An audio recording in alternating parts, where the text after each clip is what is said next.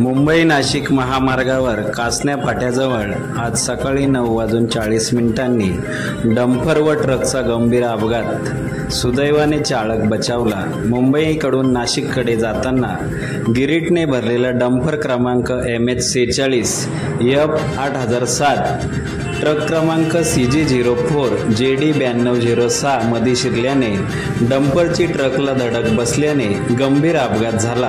या अपघातात डंपरचे मोठ्या प्रमाणात नुकसान झाले आहे, तसेच डंपरमधील संपूर्ण गिरीट रस्त्यावर पडले।